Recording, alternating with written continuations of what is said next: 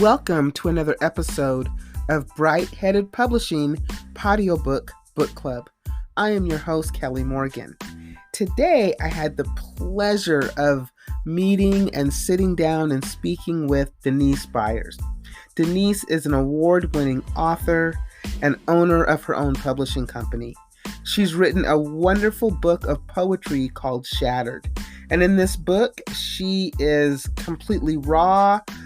She talks about her journey going through mental illness, her suicide attempts, suicidal thoughts, anxiety. She just puts it all out there. And she puts it in this wonderful form called poetry. I am so excited that she's decided to be the newest member of the book club. Welcome our newest book club member, author Denise Byers.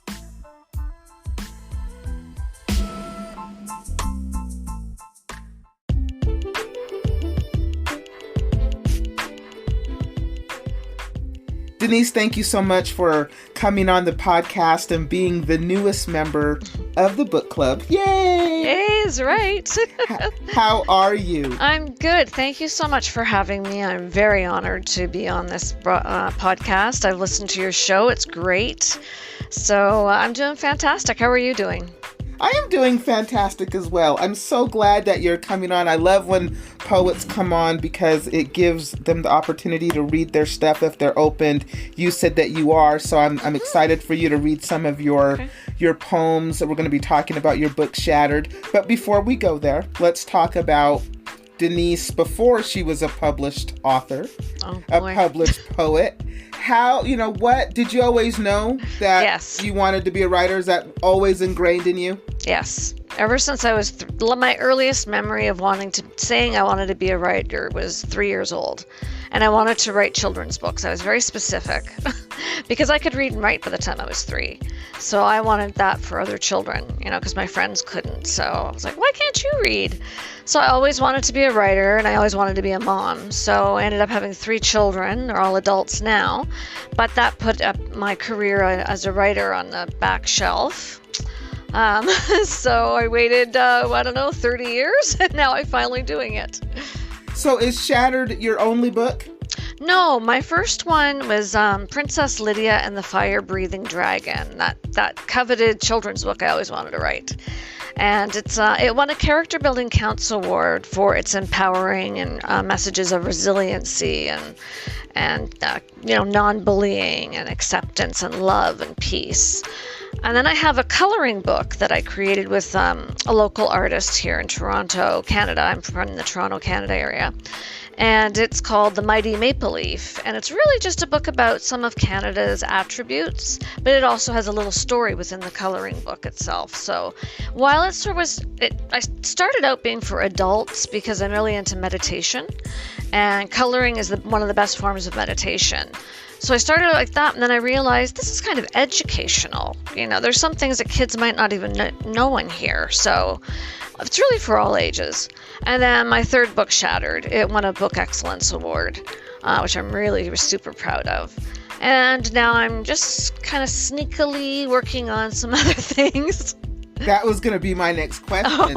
Is there another book in there? Are you working on a children's book? Another children's book? Actually, a children's series.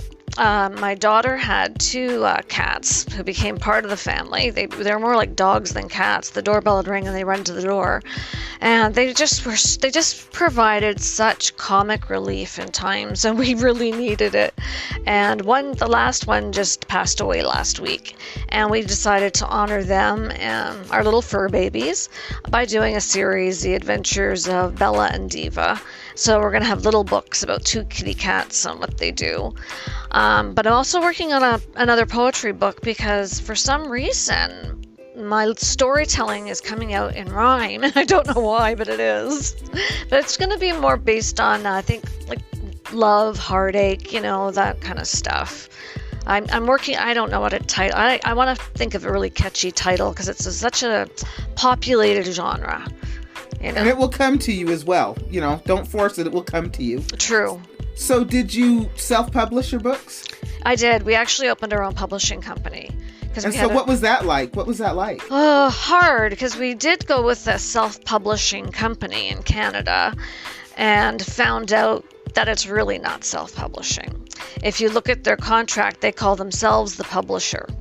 You're not the publisher. You actually, other than the copyright, you don't own it. They can do it. And the lucky thing for me is someone over there dropped the ball and I never signed a contract. What I signed was a work order for them to go ahead and edit and format it for me. So that was a really tough battle to win my book back out of their clutches. And then I said, forget it. My daughter and I just said, you know what, we're going to take control of our own destinies. We're going to get in the driver's seats of our own lives. We're going to do this. And we just opened a business. It's really easy to do in Canada.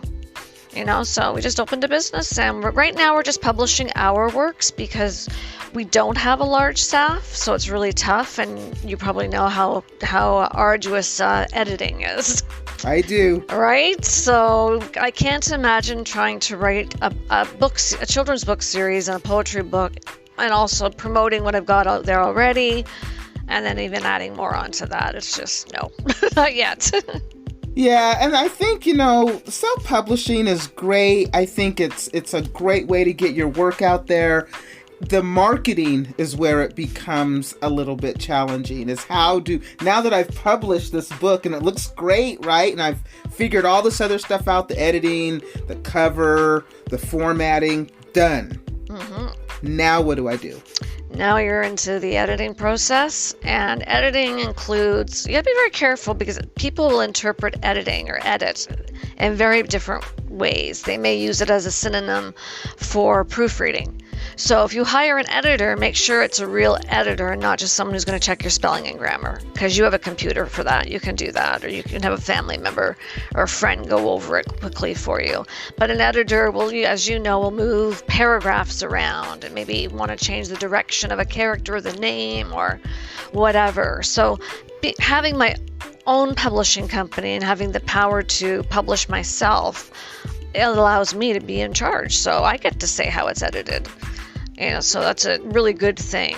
So, yeah, but I always make sure it's always double checking it's edited, it's proofread by other people, and if they recommend edits, I'll consider them and go for it. Well, that's editing is a suggestion, but I think that everybody should have an editor. Somebody else should look at what you've written because you become too close to it. Absolutely. And so you need that second set of eyes. And then once you get all that done and you have a book, then you've got to go out and market that book and try to find your audience. Because I believe that there's a reader for every book. I truly believe that. I do too. But it's finding them. Yes. And then we're using social media primarily, as is everybody these days, especially with the pandemic. People have had to get more creative. They're working from home. So they're learning that they really don't have to go into an office to do their job, et cetera, et cetera. So, it's changing. So, but I like it. I'm used to working at home anyway, so I'm good. But everyone needs an editor because you've looked at it for so long. Even the most common of words, like, is it well or is it while? Like, you just start looking at it going, is that right? And like you said, you're very close to it and it's your baby. And sometimes it can be like a little bit of like a, in the heart, like, what do you mean you want to change that? This is mine. But you have to be open to the constructive criticism, I think. Yeah. And because the marketing will be easier after that. Once you've got your package and you start to market, I think you should go with public relations, which is earned media, which is stuff that we're doing, on a podcast and reaching out to media outlets and saying, hey, do you want to hear about this book or this product or this story or my story or whatever it may be. And then from there, move up. I mean, there's some A-list actors nowadays that have podcasts and stuff. Even Dr. Phil has a podcast that Shattered would fit nicely into. But it also fit nicely onto his TV show. So heck, why not pitch that too? Right. So I'm just planning on pitching until I can't anymore. And if I've succeeded enough in earned media that I did, through the PR, I may consider advertising to get to a broader audience. But right now it's earned media, and I think that's where everyone should start. That's actually really good advice. And I think too that most people don't realize that you can actually go out and hire a publicist. There are publicists out there that will work with you, on a budget, that won't break the bank, who can get you that exposure to kind of help you get started and maybe help you with that marketing piece, especially if that's not your forte, which most writers, it's not, right? And the odd thing about me is it is, because I was a professional writer. I was a public relations consultant. I was a publicist myself. I was a crisis and issues manager, and I was a government lobbyist. So I hired Lamori Media, Tracy Lamori, because she had a very similar background to me. And so she's my publicist now, because I didn't want to do that on my own, because I was afraid I may be too gentle on myself. Maybe I'll take it easy on myself, and you can't, because the public is not going to take it easy on you. So, right? So I thought, I need another person here. And so there's my other set of eyes, and brain.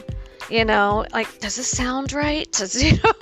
So I have her as a sounding board outside of the people I have work with me. And that's really smart. That's what I'm saying. A publicist is a way to go, something to consider as you are out there trying to market your book, especially if you're somebody who heavily relies on social media. And even the Facebook groups, they're great, but sometimes you're just marketing to other writers. Yeah, I noticed that. You're not marketing to your readers. Exactly. Right? That's writers are great. We all love one another. And, I'm not saying that we're not, but it's true. You want readers. And so how do you sometimes those Facebook, those groups are great for info. Yes. But not necessarily the place where you want to be marketing your book. That's my 2 cents. I agree 100%, and I'll tell you, yours is one of very few book groups I'm on Facebook because of that very reason. I was getting more commentary, I was becoming friends with these other authors, and we just started going off of, how's your family doing? It's like, this is not what I'm here for, Right. So I want to reach listeners, and it's like you said, the groups aren't always effective for that. So you have to get creative, and you have to get brave. You got to put yourself out there. And if you can spare a little money, I know Tracy Lamori, she worked with me to create an affordable budget for a 6-month period, and it's worked out really well. And there are others out there. You just have to look, check references. Look into their backgrounds. Just be really thorough before you sign your check or do that e-transfer. Right. And know that, they are there to help you with what you're already doing as well. It's not the end all be all, but it definitely gives you a leg up if you've got somebody like Tracy out there pounding the pavement for you. That's her full-time gig. That's what she does. That's right. And it frees so much more time up for me and my daughter/business partner to do the social media, and for me to be able to create and write. And my daughter is a writer and an illustrator. So we get that extra time since we've hired Tracy. So it's a publicist I really recommend. Yeah, I do too. I didn't know that when I first came into the world of being an author. I had no idea. I thought a publicist was something that you got once you were established. I didn't know that a publicist helped you get established, right? Right. I find that a lot. I've explained that to a lot of people that really don't know. They think, oh yeah, publicist, Kim Kardashian and celebrity, and like you said, the be all and end all, and it's like, that's just the beginning. It's probably one of the best first decisions you've made in your process, but believe me, there's going to be a lot more decisions you have to make. And the publicist does work for you. And that is important to remember because, like you said, not the be all and end all. Whatever they suggest, you consider. And hopefully you have someone like me and Tracy, I'm a writer and I can't even speak. Tracy and I have such a beautiful symbiotic relationship that sometimes we're even reading each other's minds.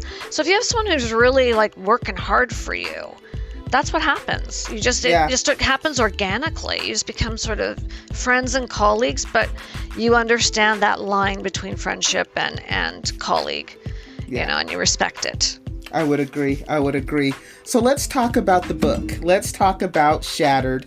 It's a book of poetry. So how did this book come to be? I've had mental illness for most of my life and chronic pain in the form of rheumatoid arthritis, but mainly chronic migraines. I've had the same migraine every day, different pain levels since 1998. Like I've never been without pain since 1998, headache pain. So that leads to depression and anxiety and things like that. But I had a little bit of abuse in my childhood, and my how do you say it? My expression of my feelings at that time and later on, reflecting back on things, was coming out in journaling. My doctor said, journal, write your stuff down. And I did. And then I started noticing, you know what, these are stories to be told. And these are stories that I think other people might see themselves in. And maybe this might help somebody. Maybe all this nonsense I'm writing about, feeling crazy and, feeling out of my mind.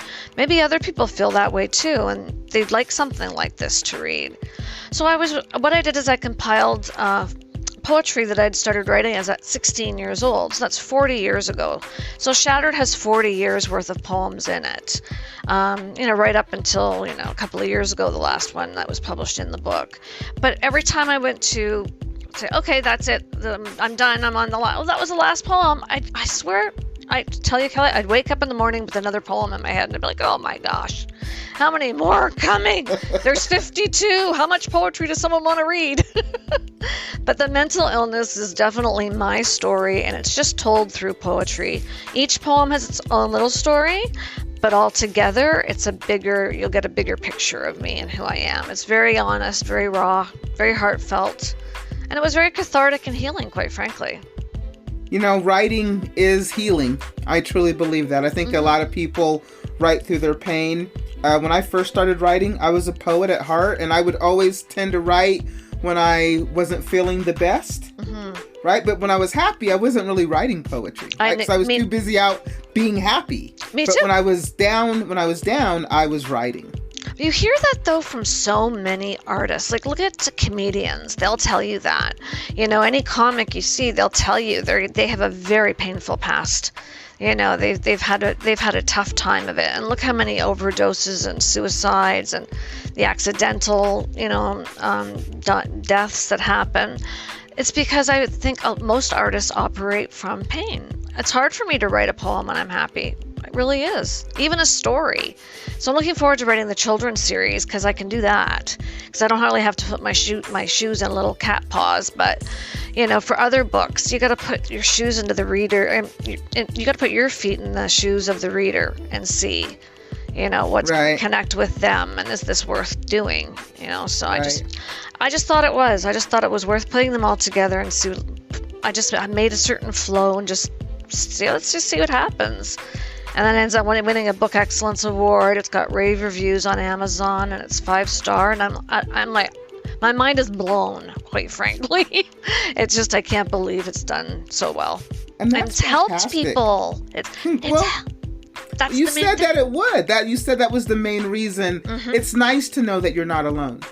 Yes, it is. I love it. People have written me. In the back of the book, I give my personal email address. I also have international health crisis lines if someone needs immediate help. But if someone needs just to talk to me, I'm not a healthcare professional, but I make that disclaimer. But I'm willing to listen to you and tell you what my experience has been like, or if you read the book, you'll know, and I might give you some ideas. But I've received cards, letters, emails, posts, messages of people saying, I didn't know anyone else felt like this. Like, I just didn't know there was anyone out there like me. And I'm like, yeah, I've tried to kill myself 6 times. You're not alone. But it helps people feel a little bit comforted. And other people, a lot of people have caregivers and loved ones who they live with, and they have mental illness. It helps the caregivers and the loved ones understand their patient or their loved one, a little bit better, because it's hard. It's hard to imagine what they're going through. So yeah, it's good for caregivers and sufferers, I find. Well, I would love to hear some of your poems. I know that you had picked some, so I did. I would love to hear whatever you're willing to share with us today. Okay, well, I'm an open book, so you should be afraid of that. I'm kidding. Okay, all right. This one's called, and I feel like this often, and I think other people do as well, so this is why I'll read it. I live, but I am not alive. I heard you weren't vengeful. I heard you didn't judge. I heard you were forgiving. I heard you didn't hold a grudge. The evidence doesn't bear out that myth. I'm in turmoil every minute of every day. And there you are with your power you won't use to make it all go away. I thought life was supposed to be lived and not just survived. But here I am. I merely exist. I live, but I am not alive. Do you enjoy watching me suffer? Do you like seeing me in pain? Does it make you laugh when I cry over and over again? So many sheep worship you up there on your throne. Down here, I hold my head in anguish. In pain, I moan and groan. You obviously have something against me, but can't we work it out? I pray for your help every night. Do you hear me as I shout? You claim to be God, but I think you're a fraud. What crime did I commit to deserve this sentence? Do I get a reprieve, or am I just naive to believe your existence is not just a pretense? I'm angry, I'm sad, I'm frustrated, I'm mad. I don't understand what I'm supposed to gain by living each and every day in life-draining, excruciating pain. Help me, please, I'm begging you. Please put me out of my misery. Help me start over pain-free. Help me rewrite my history. I need the help of the wizard, for surely I'm in Oz, where this pain-filled life is all a dream and soon will be back to what it was. I live, but truthfully I just exist. It's getting harder to survive. I'm begging you for a chance, for my life to be revived. So I click my heels and I say the lines, take away this debilitating life I am living. I'm also giving you a chance to prove you're real and you're forgiving. And that's the end of that one. That was a kind of almost an existential crisis at that point. I was like yelling at God. You know, I do have a strong faith. And I just didn't understand, why am I suffering like this? You know, Right. and I think other people are asking the same questions as I am. So, did you want me to do another one, or? Yes, do another one. Okay. I think this kind of goes along with it. This one's called I Never Thought. I'm surrounded by people, rarely alone. I'm living in somebody else's home. I never thought this was how it would be. I never thought this could happen to me. I made some bad choices along the way, but I didn't think they'd affect me today. If I could turn back the hands of time, I'd make better decisions. My life would be mine. I'm grateful for the help I've received, but my life's out of control more than I could ever have believed. I've given up on finding my one and only. I'm surrounded by people, and yet I am lonely. I want to make choices that are my own. I want people to respect that I am grown. I make better choices than I have in the past. I need people to trust me, not to finish last. I feel so much shame. I feel so much guilt. A wall of bricks around my heart I have built. I need a special someone to just knock one out and teach me to trust my gut without any doubt. I need a compassionate, caring companion so I don't feel alone in this giant canyon. I have so much love that I need to give. I have so much life left to live. I never thought this was how it would be. I never thought this could happen to me. I never thought I wouldn't be free. I never thought I could be this lonely. And that's the end of that one. Yeah, those are two. So you said the poems spanned over, did you say 40 years? 40. I wrote one. The first one was, that's weird. My first one, I was 16 years old. The first published poem. It's in here. It's called Loneliness. It's very dark. I don't know if you want me to read that. Geez, I gotta find the darn thing. But yes, I wrote it when I was 16 years old, and that came out of my journaling, basically. Oh my gosh. Okay. Well, like I said, you can share whatever ones that you want to share with us. Okay, well, let's do that then. Okay, let's see. This is called Desperation. And again, I think people feel like this too. I'm trapped in my head, figuratively strapped to my bed, drowning in my anxious perspiration as I try to claw my way out of desperation. Inexplicably scared of what's ahead, what might happen if I get out of bed. I know my fears are unfounded. That's what's got me so damn confounded. What happened to the go-getter, the once confident jet-setter? Where did I go? Why do I hide? They say it's mental illness, but I'm mystified. They say I need to be fixed, yet I remain perplexed. When did I slip into such desperation to conquer inexplicable fears and depression? I look in the mirror and I just don't see her. A frightened stranger glares back at me, her eyes holding a desperate plea. All I can say is, I'm sorry, and back to my bed I flee. So that happens to me quite often, actually. When I'm going through a tough time, I just get so anxious that I just can't leave my room. And I've heard other people say that too. Your bed can become a real trap because it's comfortable. You know, you're comfy, you're snuggly, you're warm. If you have a TV in your room, hey, put a mini fridge in, you never have to go anywhere. So it's, I wanted to write that because I've heard other people say that they felt trapped in their beds as well. So just anything that can help you get up in the morning. I try to set little goals the night before. I say prayers of gratitude, including for my pain. I thank God, the universe, whatever higher power. And then I pray for things, and one of them is to help people with this book and to help myself as well, So if somebody wanted the book, where would they find it? Anywhere books are sold, it's available. But because of the pandemic, I would just recommend Amazon. It's on Amazon globally. So that's probably the easiest. Do you have a website? It's under construction. We're doing it, but it's dandelion.publishing.com. Which is DANDEE, lion, so it's not like the weed with one E. So it's dandelion.publishing.com. I'm hoping to have something up there this week. So right now we're using Facebook. Our Facebook page is our landing page. So it's facebook.com/dandelionpublishing. And then we're on other socials. We're on Instagram @ symbol, @dandelion1, the numeral 1. The same for Twitter @Dandelion1. And if you go on YouTube, you can just do a search on Dandelion Publishing and it'll pull it up, and there'll be some audio readings of the book there. Fantastic. Speaking of audio readings, are you looking at doing audio books for any of the books? I am. I'm really going to consider it for the children's series. I'm going to use that sort of as try it out there. I think children will be great. Yeah. I think that'd be a great idea. Yeah, I do. I think children are really honest, and they'll tell me what they like and what they don't like. They did with the first one. Our focus groups was reading to children. But I think that's what I want to start with and see if they don't respond, that's okay. Then I'll just do normal books. All my books are available on electronic. But yes, I do want to do audio. A few people want me to do an audio version of Shattered because the way I read it and the way they read it, they get a different interpretation. So it's really kind of a cool thing to interact with your readers because I'm like, wow, that's what you thought and that's what that made you feel.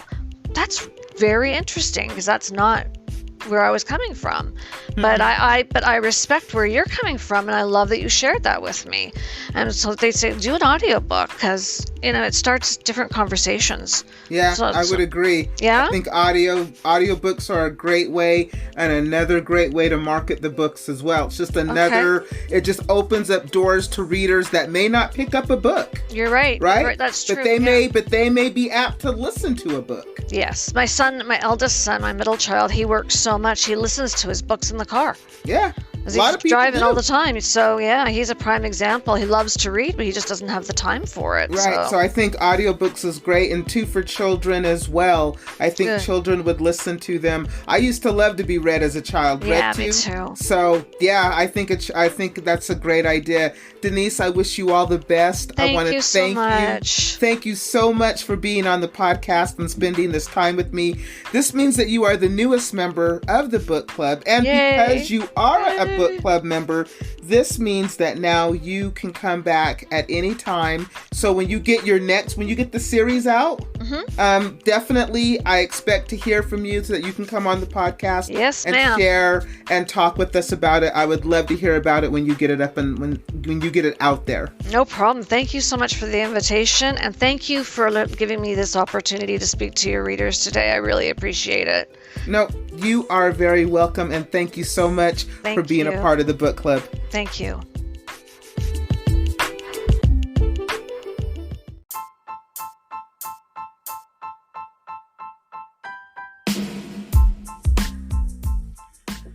Thank you for listening to another episode of Bright Headed Publishing Patio Book Club. I am your host, Kelly Morgan. I just wrapped up with author, poet Denise Byers. She read some of her poetry from her wonderful book Shattered, told us about her children's book, and she's coming out with a series. I can't wait to have her back when she is ready to tell us about that. If you are wanting to be on the book club and you want to showcase your book, please reach out to me, brightheadedpublishing@gmail.com. brightheadedpublishing@gmail.com. I'm all over social media. I'm on YouTube, Twitter, Facebook, Instagram, and LinkedIn. So, next week, another author, a new member to the book club. But as always, until next time, keep writing.